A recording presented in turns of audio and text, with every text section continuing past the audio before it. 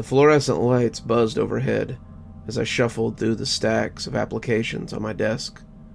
Another day, another pile of desperate people hoping to secure some fragment of security in an uncertain world.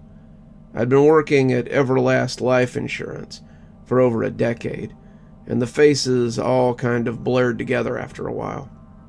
Young families, middle-aged divorcees, elderly folks grasping at one last chance to leave something behind. I'd seen it all. Or so I thought. It was late on a Friday afternoon when his file crossed my desk. Most of my co-workers had already left for the weekend, their vacant cubicles forming a maze of shadows in the dimming office. I should have been out the door myself, but something made me pause as I reached for my coat. Maybe it was the worn edges of the manila folder, or the faded photograph paperclipped to the front. Whatever it was, I found myself sinking back into my chair, flipping open the files of Mr. Ezekiel Thorne. The photo showed a withered old man, his skin like crumpled parchment stretched over sharp bones. But it was his eyes that gave me pause. Pale blue and piercing, they seemed to stare right through the camera and into my soul. I shivered involuntarily and turned to the application itself. Ezekiel Thorne, age 92, no living relatives, former occupation, mortician, current address, 13 Ravens Lane. As I scanned his medical history, my eyebrows steadily crept higher. This man should have been dead 10 times over. Heart attacks, cancer, strokes, he'd survived it all. Now here he was, the ripe old age of 92, applying for a substantial life insurance policy. I'll admit, a small part of me was impressed.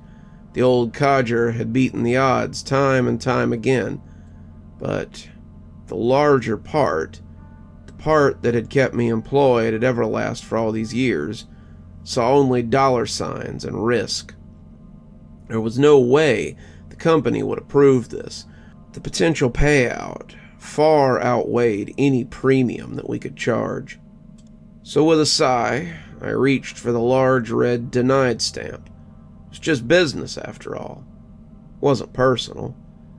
As the stamp came down with a dull thud, a chill ran down my spine. For a split second, I could have sworn I saw those pale blue eyes staring at me from the shadow of my cubicle. I whipped around, heart pounding, but there was nothing there. Just the empty office and the ever-present hum of the fluorescent lights. Get it together, I told myself. You're working too late. It's time to go home. I hurriedly shoved Mr. Thorne's file into the outgoing mail and grabbed my coat. As I rushed out the office, I couldn't shake the feeling that someone or something was watching me. The weight of that gaze seemed to follow me all the way to my car. That night I dreamed of pale blue eyes and the smell of formaldehyde. The next week passed in a blur of routine. I processed applications, attended meetings, did my best to forget about Ezekiel Thorne. But no matter how hard I tried, I couldn't shake the lingering unease that had taken root in the pit of my stomach. It was exactly 1 week later when I heard the news. I was in the break room, pouring my third cup of coffee, when I overheard 2 co-workers gossiping by the vending machine. "Did you hear about that old man who died last night? The one who lived in that creepy house on Ravens Lane?" I froze, my mug halfway to my lips. "Oh yeah, what was his name?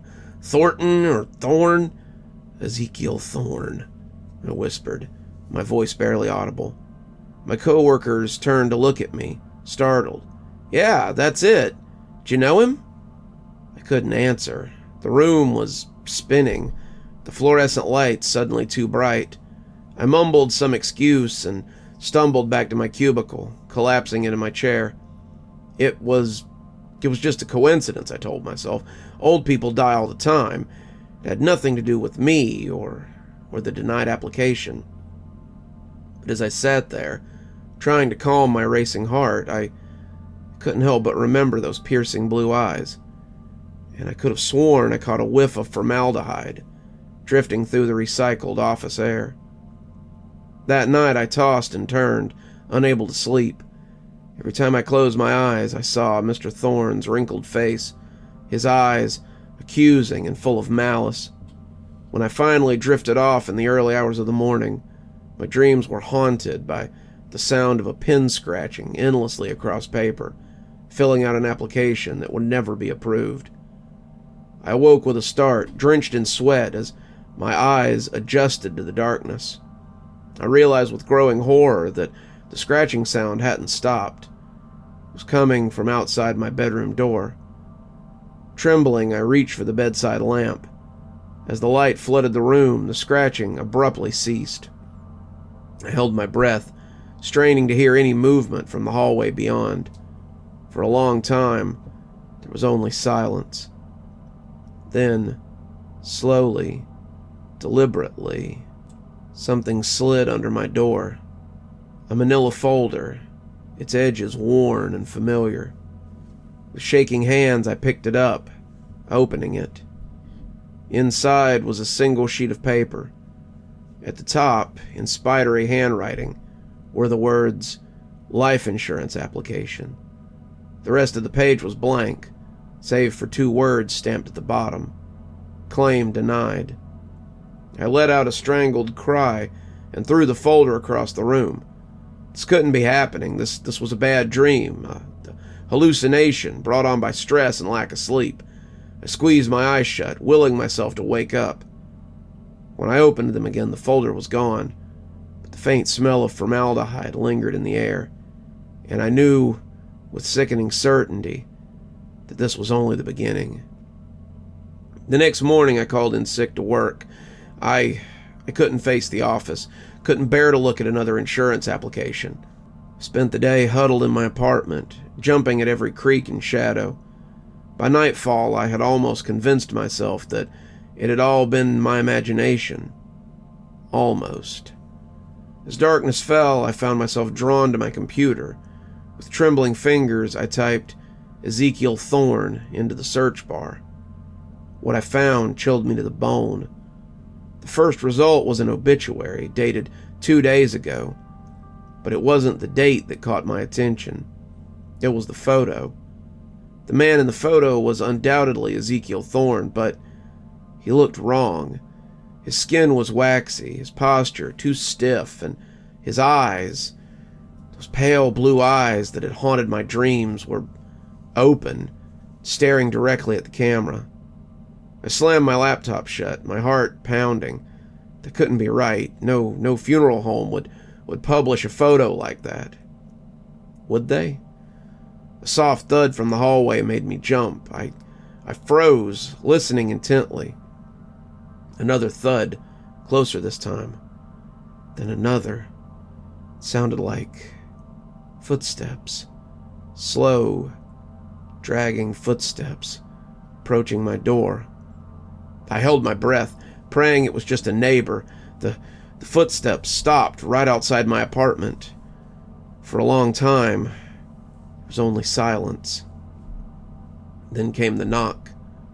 3 slow, deliberate raps that seemed to echo through my entire body. I didn't move. I didn't breathe. Maybe if I played perfectly still, whoever or whatever was out there would just go away. Another knock, louder this time. Then a voice, dry and raspy, like dead leaves, skittering across the pavement. "I know you're there, Mr. Insurance Man. We have unfinished business." I bit back a scream. This wasn't happening. This couldn't be happening. "You denied my claim," the voice continued, seeping under my door like a noxious gas. "but I'm not finished yet. Not by a long shot." The doorknob began to turn, metal scraping against metal. I watched in terror as it slowly rotated, defying the deadbolt, that I knew was securely in place. Just as the door began to creak open, I snapped out of my paralysis. I ran to my bedroom, slamming and locking the door behind me. I could hear shuffling footsteps in the living room, getting closer. "You can't hide from death forever," the voice called out, now just outside the bedroom door. "Sooner or later, someone's policy comes due." I blinked, backing away from the door, looking wildly around for an escape route. The window caught my eye. I was only on the 3rd floor. I could make that jump. I had to. The bedroom doorknob began to turn. I didn't hesitate. I flung open the window and climbed out onto the narrow ledge. The cool night air hit me like a slap, clearing some of the panic from my mind. What was I doing? This was insane. I was 3 stories up, clinging to the side of a building, because I thought a dead man was trying to get into my apartment. I slowly turned back towards the window, ready to climb back inside and face whatever madness awaited me. But as I peered through the glass, my blood ran cold. Ezekiel Thorne stood in my bedroom, his pale blue eyes locked onto mine. His skin was gray and mottled, his suit the same one he'd been buried in. As I watched in horror, he raised one withered hand and beckoned to me. I lost my balance, my foot slipping off the ledge. For one heart-stopping moment, I teetered on the edge of oblivion. Then I was falling, the ground rushing up to meet me. I woke up in the hospital 3 days later. Multiple fractures. The doctors told me I was lucky to be alive. As I lay there trying to piece together what had happened, a nurse came in with a small package. "This was left for you at the front desk," she said, placing it on my bedside table. With a sense of dread, I opened the package. Inside was a life insurance policy from Everlast. My own company had apparently taken out a policy on me without my knowledge. There at the bottom of the page was a familiar red stamp, claim denied. I started to laugh, the sound bordering on hysterics. The nurse looked at me with concern, but I couldn't stop, because there in the corner of the room, I could see a pair of pale blue eyes watching me from the shadow. This was far from over. The next few weeks were a blur of hospital rooms and physical therapy. I told myself that what I'd experienced was just a vivid hallucination brought on by the stress and lack of sleep. The fall from my window, a moment of sleepwalking, nothing more. I almost believed it. But every night, as the hospital grew quiet and the shadows lengthened, I could feel those eyes on me. Sometimes I'd catch a glimpse of a withered figure at the end of the hallway, or hear the shuffle of feet outside my door. The night staff whispered about the smell of formaldehyde that seemed to linger in my room, no matter how much they cleaned it. I was released from the hospital on a gray, drizzly Tuesday. As the taxi pulled up at my apartment, I felt a surge of panic. I couldn't go back there. I couldn't face those eyes, the room where I'd seen him. "Keep driving," I told the cabbie, giving him the address of a cheap motel on the outskirts of town. That night, as I lay in the lumpy motel bed, I finally allowed myself to think about what had happened. If Ezekiel Thorne was really dead, and I'd seen his obituary, hadn't I, then how could he be haunting me? And why? 'Cause I'd denied his life insurance application? It didn't make sense. None of this made sense. A soft knock at the door made me jump. I held my breath, waiting. It came again, more insistent this time. "Mr. Life Insurance Man," that dry, raspy voice called out again. "You can't run forever. Your policy is coming due." I bolted upright, my heart pounding. This couldn't be happening. Not here. Not again. The doorknob began to turn. I scrambled out of bed, looking frantically for an escape route. The bathroom window was small, but I was desperate enough to try squeezing through it. As I rushed towards the bathroom, the motel room door creaked open behind me. The smell hit me first, a nauseating mixture of formaldehyde and decay. I slammed the bathroom door shut and locked it, my hands shaking so badly I could barely manage the simple task. The shuffling footsteps grew closer. Now, Ezekiel's voice rasped just outside the bathroom door. Is that any way to treat a client? We have a policy to discuss. I turned on the faucet full blast, hoping to drown out his words. Somehow his voice cut through the rush of water, clear as a bell, though. You denied me a life, Mr. Insurance Man, but death is a much more accommodating underwriter. The doorknob rattled. I backed away, pressing myself against the small window. It was stuck, decades of paint sealing it shut. I clawed at it, desperate, fingernails breaking as I tried to force it open. A bony hand burst through the door, splintering wood as if it were paper. I screamed, a sound of pure terror that I barely recognized as my own. My hands groped around, finding the lock and turning it with a decisive click. The door swung open. I finally managed to break the seal on the window. I didn't even bother to clear away the broken glass before I started to squeeze through the tiny opening. The shards slashed at my skin, but I barely felt the pain. All I could focus on was my escape. I tumbled out onto the wet pavement of the motel's back alley, the rain soaking me instantly. I scrambled to my feet and ran, not daring to look back. I ran and ran until my lungs burned and my legs threatened to give out, finally collapsing in a park several miles away. As I sat there gasping for breath, shivering in the cold rain, I tried to make sense of what was happening. This couldn't go on. I couldn't keep running forever. There had to be a way to end this, to appease the spirit of Ezekiel Thorne. With a sudden clarity, I knew what I had to do. The next morning, I dragged myself into Everlast Insurance office. My colleagues stared as I limped past, clothes torn and stained, face gaunt with exhaustion and fear. I ignored them all, making my way straight to the records room. It took me hours of searching, but I finally found what I was looking for. Ezekiel Thorne's original application. With shaking hands, I pulled out a pen and changed the denied stamp to approved.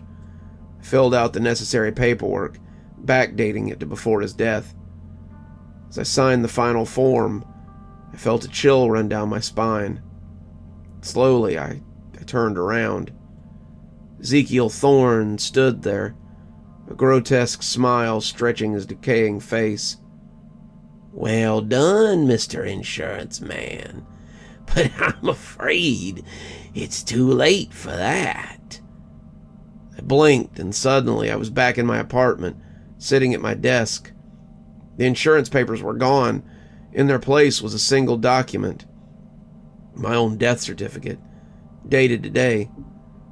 You see, your policies come due the moment you denied mine. Everything since then, that was just a grace period. I felt a bony hand on my shoulder, and the world began to fade away.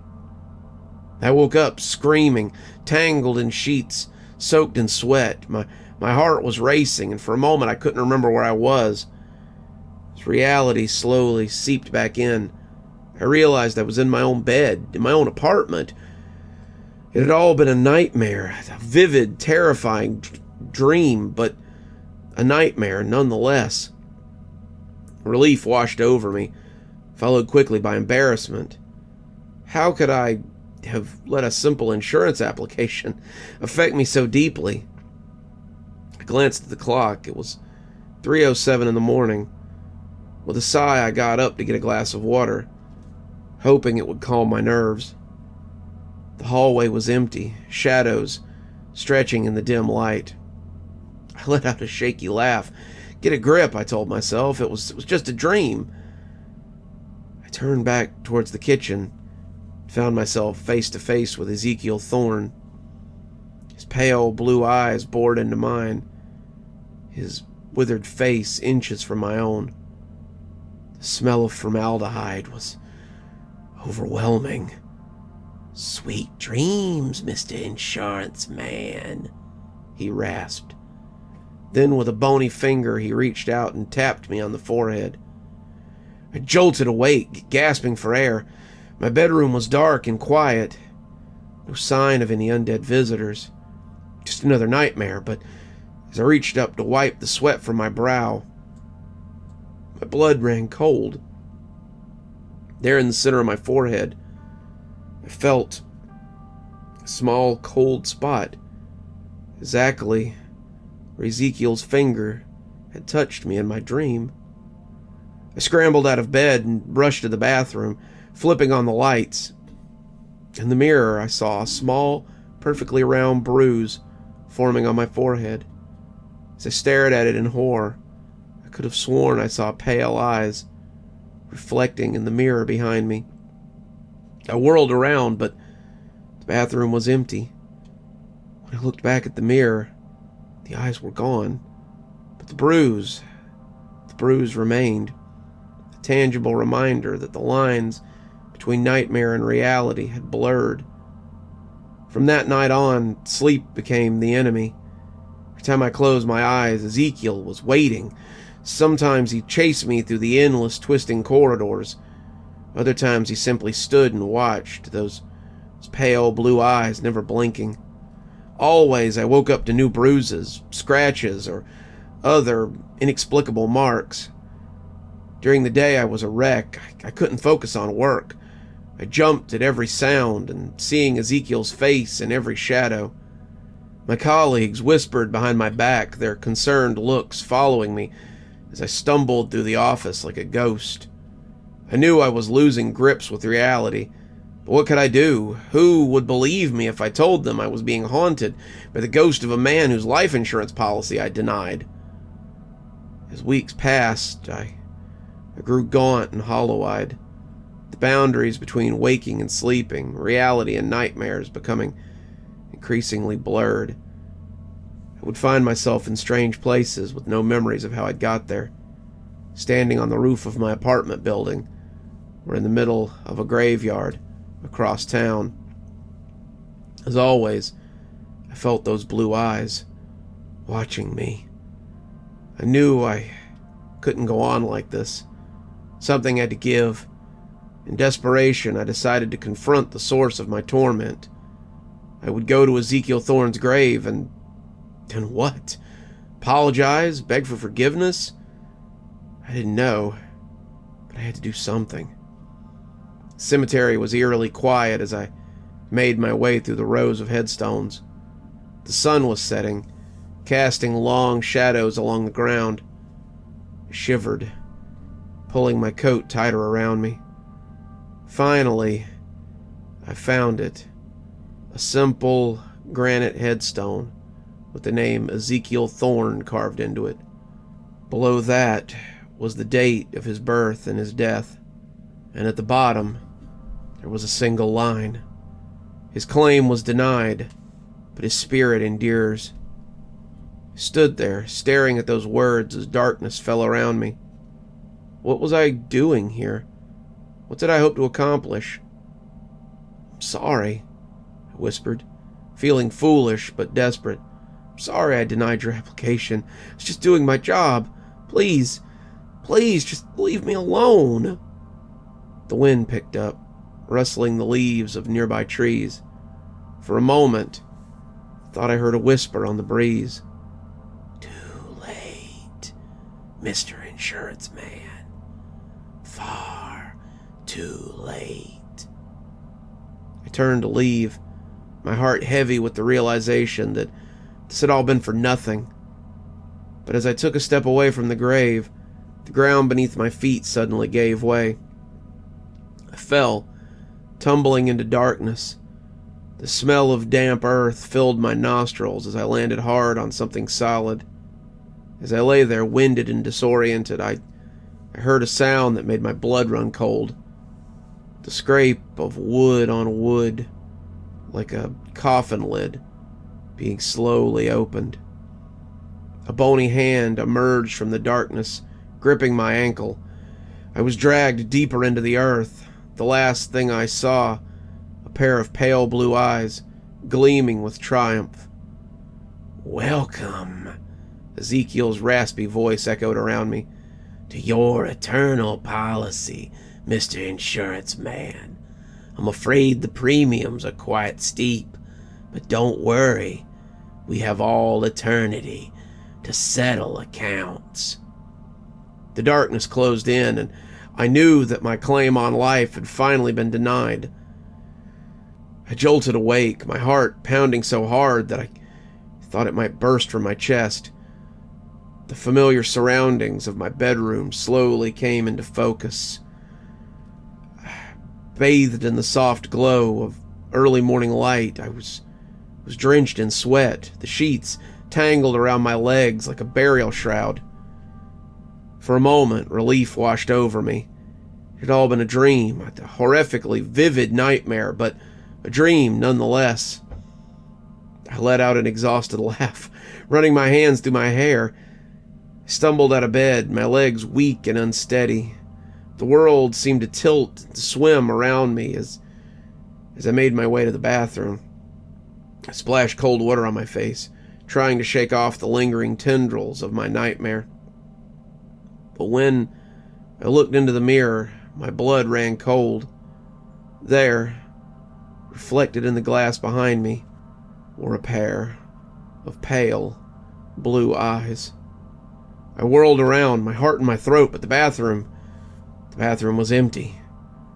When I turned back to the mirror, they were gone again. I called in sick that day, unable to face the thought of dealing with more insurance claims. Instead, I spent hours researching hauntings, exorcisms, anything that might help me understand what was happening. But the more I read, the more helpless I felt. How could I fight something that shouldn't even exist? As night fell, I found myself dreading sleep. Each time I closed my eyes, I saw Ezekiel's withered face, those pale blue eyes boring into my soul. I tried everything to stay awake. Coffee, energy drinks, even slapping myself across the face. But eventually, exhaustion won out, and I drifted off into an uneasy slumber. The dream started as it always did. I was back at Everlast Insurance, Ezekiel's file open on my desk. This time, as I reached for the denied stamp, I hesitated. What if I approved it? Would that end the nightmares? With a trembling hand, I picked up the approved stamp instead. As it came down on the paper, I felt a rush of relief. Maybe now it would be over. But as I looked up, Ezekiel was there, his decaying face inches from mine. "Too late, Mr. Insurance Man," he rasped. "Your policy has already been cashed in." I woke up, screaming, thrashing against the sheets. As I fought to catch my breath, I realized something was different. The room smelled wrong, like formaldehyde and decay. I slowly turned my head towards the bedroom door. It was open. Standing in the doorway was a figure that I had hoped never to see in the waking world. Ezekiel Thorne shuffled into the room, his movements stiff and unnatural. In the dim light, I could see the waxy sheen of his skin, the sunken hollow of his cheeks, but it was the eyes that had me paralyzed. Those pale blue orbs, now cloudy with death, but still piercing in their intensity. "Did you really think it would be that easy?"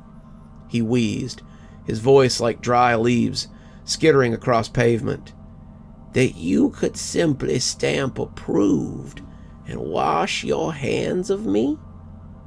I tried to speak, to plead, to reason with him, but no sound came out. My body wouldn't respond, pinned to the bed by an unseen force. Ezekiel reached the side of the bed, looming over me. "You denied me in life, Mr. Insurance Man, but death is far more lenient, and now it's time to collect on your policy." He reached out a bony hand, his fingers pointing directly at my forehead.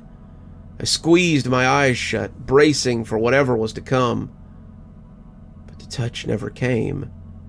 Instead, I heard a sound that did not belong. The shrill ring of a telephone. My eyes snapped open. I was alone in my bedroom, sunlight streaming through the windows. The phone on my nightstand continued to ring insistently. With a shaking hand, I picked it up. "Hello?" "Mr. Johnson," it was my boss's voice. "Where are you? You were supposed to be here an hour ago for the meeting with the new client." I glanced at the clock and cursed. I had overslept. "I'm sorry. I'll be right there," I stammered, already scrambling out of bed. As I rushed to get ready, my mind was reeling. Had it all been a dream? But the bruise on my forehead was still there, faded but visible. I made it to the office in record time, sliding into the conference room just as the meeting was starting. As I took my seat, trying to catch my breath, I froze. Sitting across the table, his pale blue eyes locked on mine, was Ezekiel Thorne. He looked different in the harsh fluorescent lights of the office. Less corpse-like, more human, but there was no mistaking those eyes. "Mr. Johnson, I'd like you to meet our new client, Mr. Thorne. He's interested in a rather unique life insurance policy." Ezekiel's lips curled into a small smile. "It's a pleasure to meet you, Mr. Insurance Man," he said, his voice dry but devoid of the otherworldly rasp I had come to associate with him. "I have a feeling we're going to be working very closely together." As he reached across the table to shake my hand, I saw the glint of triumph in those pale blue eyes. I knew with sickening certainty that this was only the beginning. The meeting passed in a blur. I nodded and smiled automatically, my mind racing as I tried to make sense of what was happening. How could Ezekiel be here, alive and well, when I'd seen his obituary, when he had haunted my dreams and invaded my waking hours as a decaying corpse? As the other attendees filed out of the room, Ezekiel lingered. He approached me slowly, his movements fluid and natural, nothing like the stiff, shuffling gait of the creature that had haunted me. "Quite a shock, isn't it, Mr. Johnson?" he said, softly, his pale blue eyes never leaving mine. "To see a dead man among the living." I swallowed hard, my mouth suddenly dry. I don't understand. You were... I saw you." Ezekiel's smile widened, revealing teeth that were just a shade too white, too perfect. "Death is not always as final as people believe, especially for those of us who have certain connections." He leaned in closer, and I caught a whiff of that familiar formaldehyde scent. "You denied my claim once, Mr. Insurance Man, but now I'm offering you a policy of your own, one that will guarantee your safety and sanity." What do you want?" I whispered, unable to look away from those hypnotic blue eyes. "It's simple, really. You'll be my personal insurance agent from now on. Every policy I bring you, you'll approve, no questions asked. In return, I'll ensure that your nights are peaceful and your days, Well, let's just say you won't have to worry about any unexpected visits. I knew I should refuse. Every instinct screamed that this was wrong, dangerous, but the memories of those endless nightmares, the constant fear and paranoia, it was all too fresh. Do we have a deal, Mr. Insurance Man? Ezekiel extended his hand, his pale blue eyes gleaming with an otherworldly light. With a sense of finality, I reached out and shook his hand. His skin was cold and dry, like old parchment. Excellent, Ezekiel said, his smile growing impossibly wide. I look forward to a long and profitable relationship. As he turned to leave, he paused at the door. Oh, and Mr. Johnson, sweet dreams. That night, for the first time in weeks, I slept without nightmares. But as I drifted off, I couldn't shake the feeling that I'd just signed away something far more valuable than any insurance policy. And in the shadows of my room, I could have sworn I saw a pair of pale blue eyes watching, waiting, as I descended into dreamless sleep. The weeks that followed were a blur of surreal normalcy. By day, I went through the motions at work, approving every policy that crossed my desk with Ezekiel's name attached. They were always for astronomical sums, always for clients with medical histories that should have disqualified them immediately. But I stamped each one approved without hesitation, the memory of those nightmarish weeks still fresh in my mind. By night, I slept peacefully, undisturbed by visions of decay and whispers of eternity. But the price of this tranquility weighed heavily on my conscience. As the months wore on, I began to notice changes in myself. My reflection in the mirror looked older, somehow, gaunt. There were more streaks of gray in my hair that hadn't been there before. It was as if Ezekiel was slowly draining the life from me, one approved policy at a time. It was nearly a year to the day since I made my deal with him, before he called me into his office. Yes, he had an office now, a corner suite with a view of the city. As I entered, I noticed the smell of formaldehyde was stronger than ever. Ah, Mr. Johnson, he said, his pale blue eyes gleaming. I have a special policy for you today, one I think you'll find particularly interesting. He slid a folder across the desk. With a trembling hand, I opened it. Inside was a life insurance application. My life insurance application. As the meaning of his words sank in, I felt a chill run down my spine. This was it, the moment I'd been dreading all along. Ezekiel had never intended to let me go. He was going to claim me, just as he'd claimed all those other poor souls whose policy I'd approved. But in that moment of terror, something inside me snapped. I'd spent my whole career assessing risks, calculating odds, and suddenly I realized Ezekiel's power over me was built on fear. Fear that I'd given him willingly. No, I said, my voice stronger than I expected. Ezekiel's smile faltered. I beg your pardon. I stood up, looking him directly in those pale eyes. I said no. This wasn't part of our deal, and I'm done being afraid of you. For a moment, Ezekiel's facade slipped, revealing the decaying horror beneath. But I held my ground. You have no power over me, I continued, my confidence growing. You're nothing but a parasite, feeding on fear and bureaucracy, while I'm cutting you off. I grabbed the file with my application in it and tore it in half. As the pieces fell to the floor, I felt a surge of energy coursing through me. Ezekiel let out an inhuman shriek, lunging across the desk at me. But his movements were slow, clumsy, as if he were struggling to maintain his form in our world. I dodged his grasping hands and ran for the door.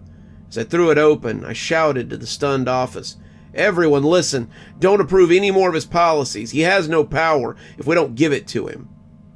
Chaos erupted in the office. Some people screamed, others looked confused, but I saw understanding dawn in a few faces. Those who, like me, had been haunted by nightmares of pale blue eyes and the smell of formaldehyde. As I ran through the building, shouting my warning, I heard Ezekiel's enraged howls behind me. But with each person who listened, each policy that was questioned instead of blindly approved, his voice grew fainter. I burst out of the building, into the sunlight, gasping for breath. For a moment, I thought I saw Ezekiel's withered face in the reflection of a nearby window, those pale blue eyes filled with impotent rage. But then it was gone, fading like a bad dream in the morning light. In the days that followed, there was an investigation. Hundreds of fraudulent policies were uncovered, all traced back to the mysterious Ezekiel Thorne, who seemed to have vanished into thin air. The company underwent a major overhaul, with a new emphasis on ethical practices and thorough vetting. As for me, I slept peacefully for the first time in what felt like years. The nightmares were gone, banished along with the specter of Ezekiel Thorne. I'd learned a valuable lesson about the power of facing your fears and the importance of reading the fine print. Sometimes on dark nights, I think I catch a whiff of formaldehyde or see a flash of pale blue eyes in the shadows. But I'm not afraid anymore. After all, I know the truth now. No ghost, no matter how malevolent or cunning, can stand against the power of human will and a properly denied insurance claim. You're still here. Thanks so much for joining us for tonight's spooky tale. If you'd like a little bit more spooky in your life, why not click on one of the videos that appears at the end of our story, or maybe head on over to one of our playlists where you can get your fill of spooky content. If you like your spooky a little more tactile, I've got a new book that's come out. If you'd like your own copy, there's a link below in the description where you can get your own copy of my spooky book. If you like what you see here on the channel and think you might like to support in a more monetized way, then why not come over to Patreon or become a member on YouTube? Speaking of, let's go ahead and thank our members now.